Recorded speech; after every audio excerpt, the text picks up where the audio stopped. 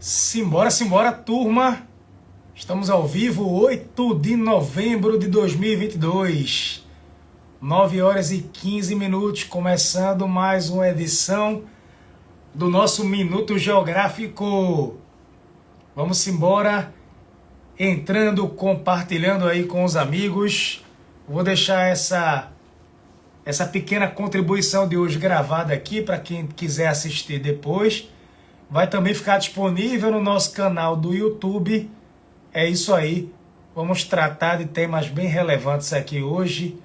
Falar sobre a Copa, outras questões que vem acontecendo, que vem marcando a geopolítica nesses últimos dias, nessa última semana. Beleza? Simbora, todo mundo por aí. Clarinha, tudo firme? Que maravilha! Boa noite para Dudu. Boa noite, Dudu. Coisa boa você assistindo. Eleições americanas acontecendo. Tem até um paralelo entre as eleições americanas e as eleições aqui do Brasil. Tem muita coisa para a gente falar, para a gente conversar. Vamos entrando, se organizando, e é isso aí, tá bom? Vou fazer o seguinte, só para a gente manter o padrão, para a gente manter a seriedade, eu vou, nesse momento aqui, tirar... Oi, Vivian, tudo bom? Eu vou tirar os comentários, tá certo? E para que vocês possam prestar muita atenção nas colocações, e depois eu volto. E depois eu volto com os comentários, tá bom? Tudo certo, Amanda? Tudo certinho? Aí eu consigo voltar com os comentários aqui. Fechado? Beleza, beleza? Vamos embora. Então, gente, primeiro ponto é o seguinte. Deixa eu comentar com vocês aqui o que aconteceu. Hoje eu recebi uma capa de uma revista da França. É uma revista que trata sobre... Na verdade, essa revista, nessa edição, ela fez uma edição especial sobre a Copa do Mundo do Catar. Falando sobre o país sede, sobre o Oriente Médio, mas teve uma imagem, que inclusive eu postei aqui no Instagram hoje, que chamou muita atenção e que gerou uma certa revolta. Os árabes, eles se comunicam muito na internet usando o Twitter. Tá? O Twitter é uma das redes preferidas do mundo árabe, TikTok também, outras redes também de vídeos mais curtos. E o Twitter... tem um significado especial porque a Primavera Árabe, que levou à derrubada de vários ditadores, de vários presidentes dentro do mundo árabe, ela foi fomentada através dessa rede social. Porque os principais meios de comunicação, rádio e TV, notadamente, são controlados pelos governos. É como se a internet, o Twitter, fosse um instrumento de liberdade de comunicação para eles. Aí, resultado, esse jornal, eu estou olhando aqui para o jornal francês, essa revista francesa, ela fez uma caricatura retratando os jogadores de futebol do Catar como terroristas. Pois é, não tem outra explicação para aquilo. Ah, uma brincadeira, leva na esportiva. Pessoal, não tem brincadeira, não tem como levar na esportiva. Colocaram os jogadores de futebol da seleção do Catar como terroristas e, na minha opinião, e eu tenho a impressão que vai ser a opinião de vocês também, isso é um ato flagrante de islamofobia.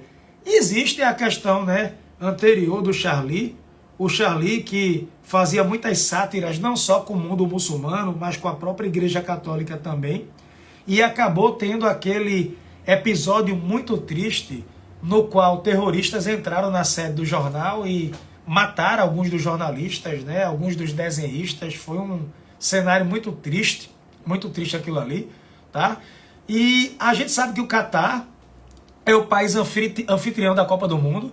Desde o dia que o Catar foi escolhido, ele passou a ser, eu digo a vocês, muito, mas muito criticado pela questão de direitos humanos, porque o Catar não tem liberdade, a questão do papel da mulher, a questão dos homossexuais, enfim.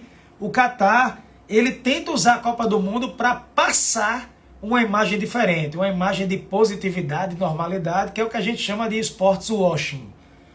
Numa tradução livre seria a lavagem esportiva. Eu dei uma aula sobre isso aqui, inclusive ao vivo, que está disponível no YouTube. Então, na imagem você consegue ver 7 homens barbudos.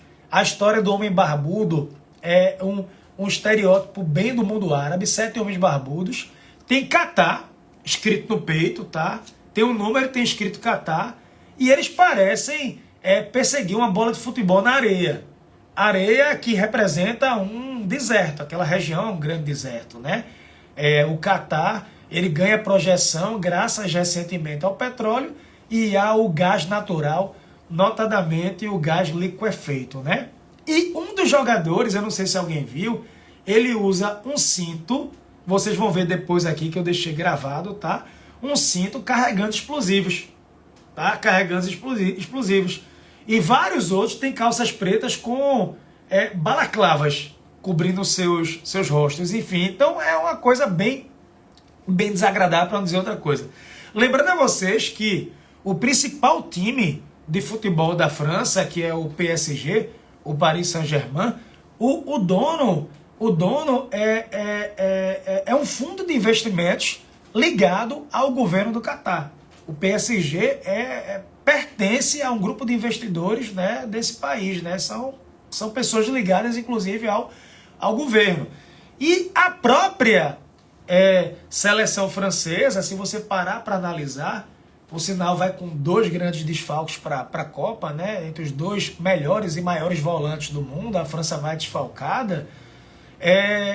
A seleção francesa ela é multiétnica. Basicamente, se você olhar a seleção francesa, você vai ver que muitos ali nasceram na França, mas em verdade, eles são filhos ou eles são netos de imigrantes. E a França é um país hoje que a gente considera plurinacional, é um emaranhado de nações, com muitas línguas sendo faladas, culturas distintas, enfim. Foi uma polêmica muito grande isso daí. Então o governo do Catar já se pronunciou, mostrando a insatisfação, espera um pedido de desculpas por parte da revista, e o que eles esperam também, de repente, é que o governo da França se pronuncie, porque coincidência ou não, o governo francês é um dos maiores críticos ao fato da Copa do Mundo acontecer no Catar. O governo francês é um dos maiores críticos, inclusive os jogos não vão ser transmitidos em algumas cidades. A França diz que o tratamento que o Catar deu aos trabalhadores migrantes e que o Catar não tem um histórico positivo de direitos humanos.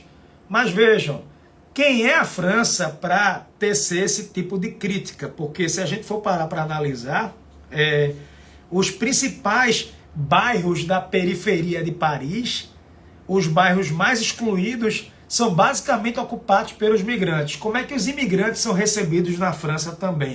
Tem esse ponto de vista, porque por vezes eles são tratados como cidadãos de segunda classe. Então, a França que cobra tanto o Brasil em relação ao desmatamento, a França que cobra tanto o Catar pela questão dos direitos humanos, ela tem que fazer um exercício mental de autorreflexão para saber se o que ela cobra de nós e o que ela cobra do mundo árabe, se ela faz o dever de casa. Esse é um ponto aí, tá? Que fica a reflexão. Sem mais delongas, eu queria lembrar, atenção, é homenagem para quem me segue há mais tempo. Homenagem para quem me segue há mais tempo. Por favor, alguém aqui lembra de um cara chamado Bibi Netanyahu, Benjamin Netanyahu, o ex-primeiro-ministro de Israel? Lembra que eu disse para vocês que ele era um fenômeno, um recordista? Ele foi o líder de governo mais jovem, foi o primeiro-ministro nascido em Israel após a independência, e ele ficou mais tempo no poder e bateu recordes. Lembram que ele se envolveu em escândalos de corrupção e que ele perdeu o apoio da maioria, que ele deixou de ser primeiro-ministro? Lembram que no lugar dele formaram um governo frágil, inclusive com o Partido Árabe, com grupos de esquerda, grupos religiosos, um governo meio que nada a ver, uma coalizão que eu disse para vocês que não ia dar certo. Eu falei, tá gravado aqui, que implodir.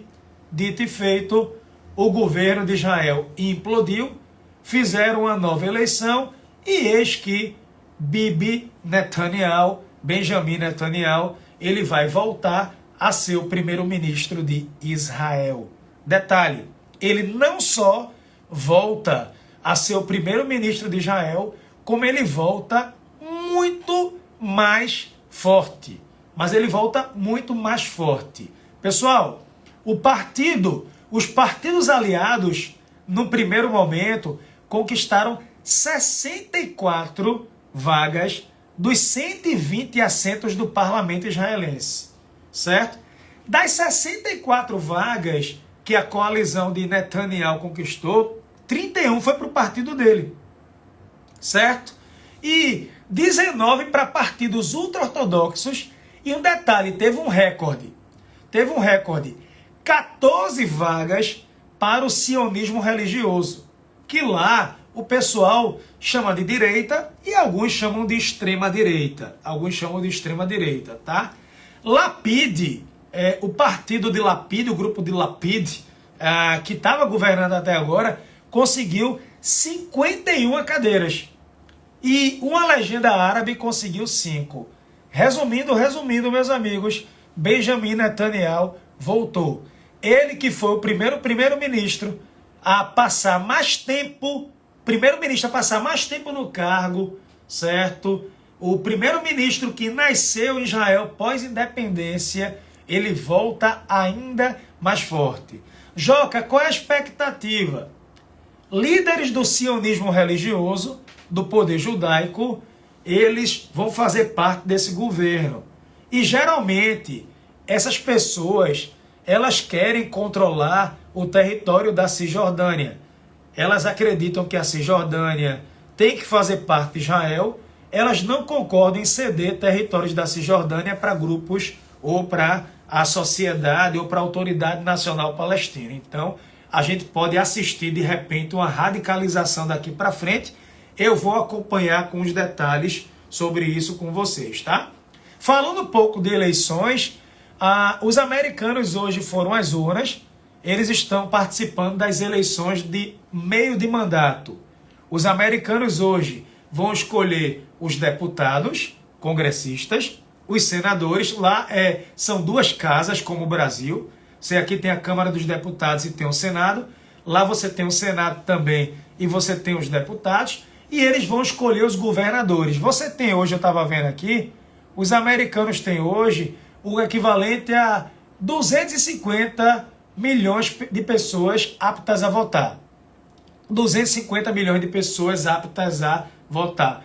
É uma eleição grande. Eles vão escolher 435 deputados da Câmara, tá certo?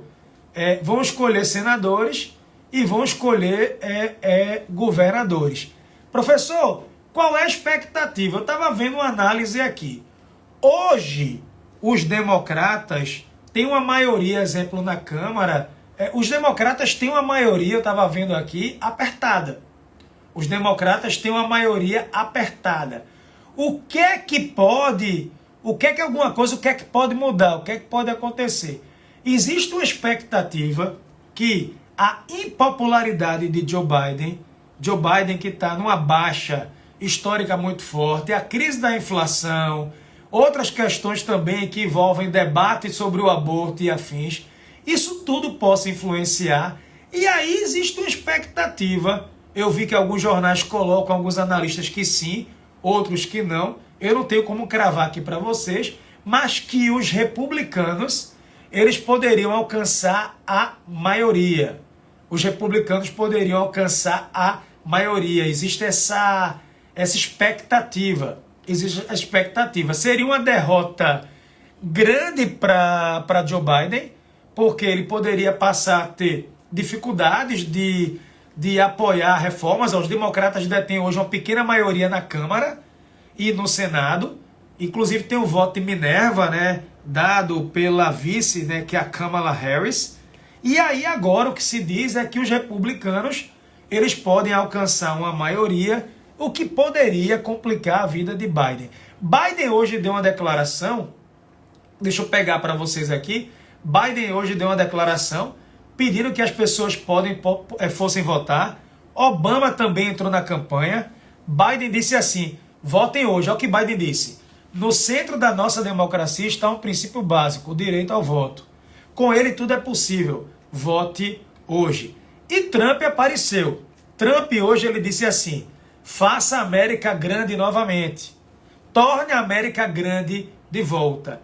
Ele deu sugestão que vai ser candidato pelos republicanos em 2024, tá? Ele estava num comício lá em Ohio e ele disse que vai fazer um anúncio muito grande na próxima semana. Lembrando que ele responde a um processo de impeachment. Pode acontecer tudo com Trump. Ele pode ser preso, não acredito que isso aconteça. Podem tentar caçar os direitos políticos dele. Na situação atual, se a eleição para presidente fosse hoje e Trump saísse candidato, possivelmente o resultado seria outro e ele seria eleito presidente no cenário de hoje. Inclusive a votação dele foi fortíssima. A votação de Trump foi uma coisa absurda, foi um recorde, mas ele perdeu pela questão dos delegados, ok? São quase 250 milhões de pessoas que podem votar. Já começaram a fazer o processo de apuração. Inflação altíssima é uma grande preocupação, ok? Os eleitores estão frustrados com isso. Inflação lá está de 8,2%, é a taxa mais alta em 40 anos, certo? Eles dizem que o maior problema é a inflação de alimentos, inflação de combustíveis, ok? Aí já estou falando de um modo sombrio na Casa Branca. Um clima um pouco sombrio, certo? Espera-se que Biden esteja assistindo os resultados das eleições com os seus assessores e que ele reconhece que pode sair derrotado. Pode sair derrotado. Eu estava lendo os jornais americanos e o Twitter, meu Deus do céu, lembra muito o Brasil.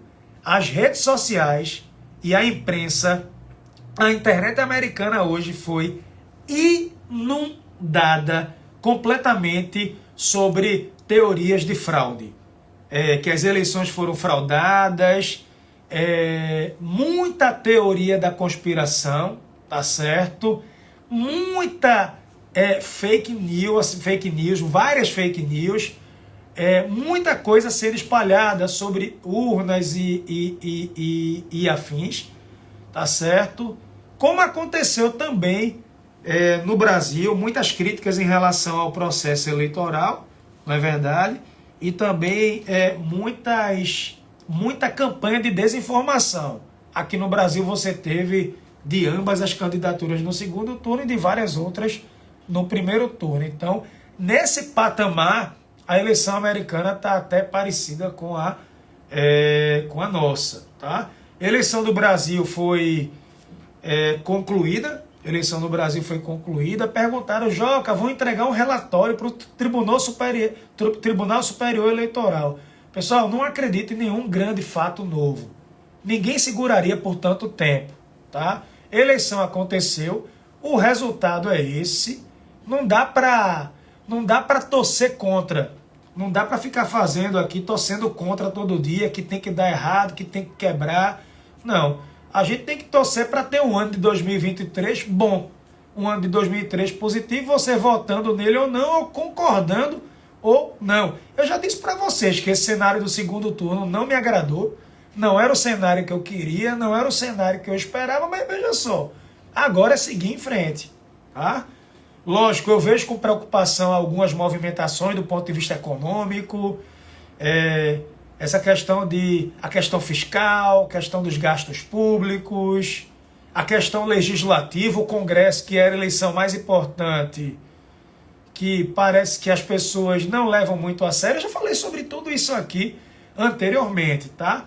Aí amanhã, ou no decorrer do dia, eu dou notícia para vocês sobre o que é que vai ser essa eleição americana, qual vai ser o resultado, ok? Basicamente eu tenho uma curiosidade também para falar com vocês, eu vou abrir aqui para os comentários já, é o seguinte, lembram daqueles protestos do Irã, que a polícia moral do Irã prendeu uma mulher, porque a mulher estava com o cabelo de fora, e a mulher apareceu morta, a jovem apareceu morta, a polícia moral matou a menina na delegacia, e aí o Irã explodiu em protestos.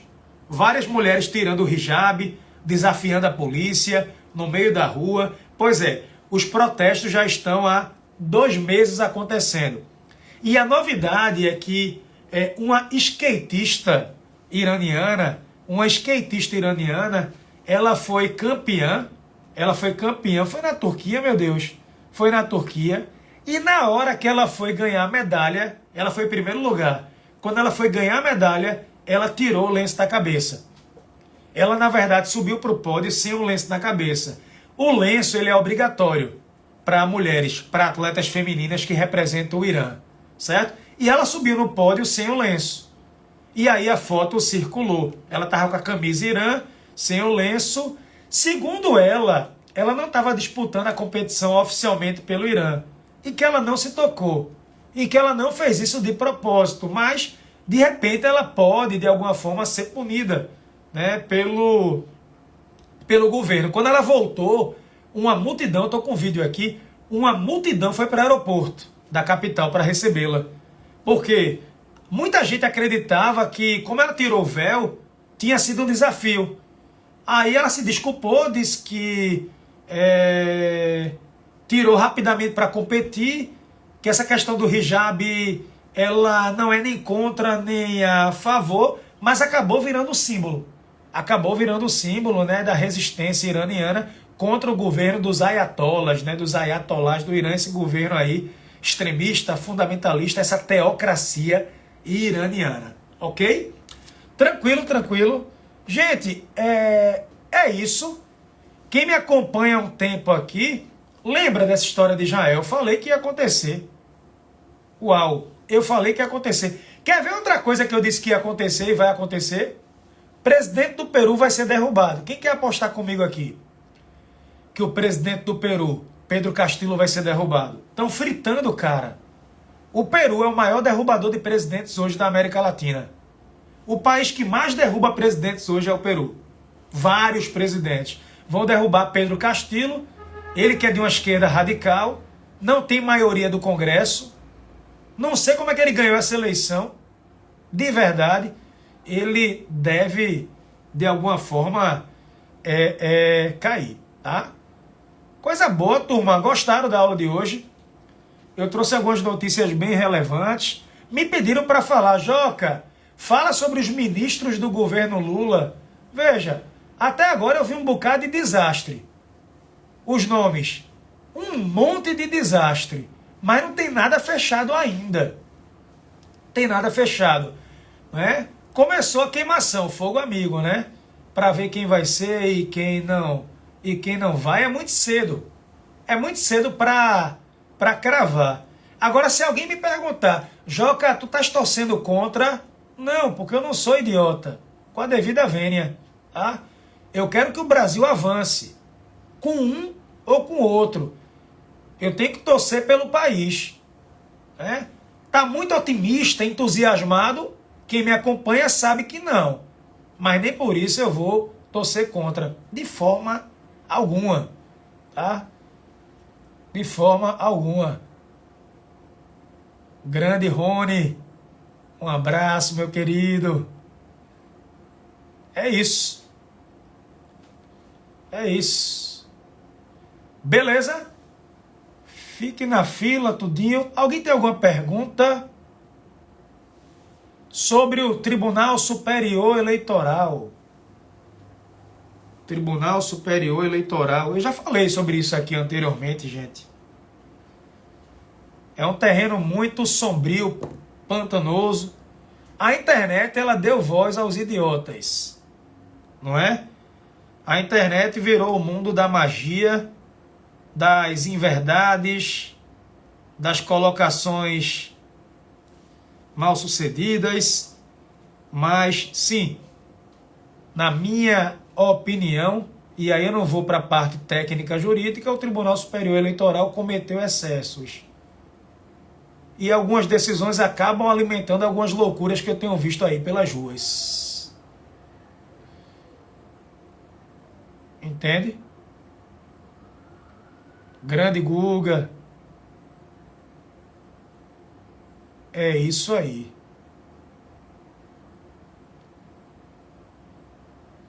É isso, turma. Saúde e paz, tá? Tô um pouquinho cansado. Eu tava dando aula agora ao vivo. E é isso. Pessoal, eu vou fazer. Eu tô terminando a revisão para o Enem. Talvez eu faça uma viagem nos próximos dias. Vou compartilhar muita coisa legal aqui com vocês. E vou tentar fazer um minuto geográfico num fuso horário diferente. Para a gente não deixar de informar. Beleza? Tranquilo, turma. Tranquilo, tranquilo.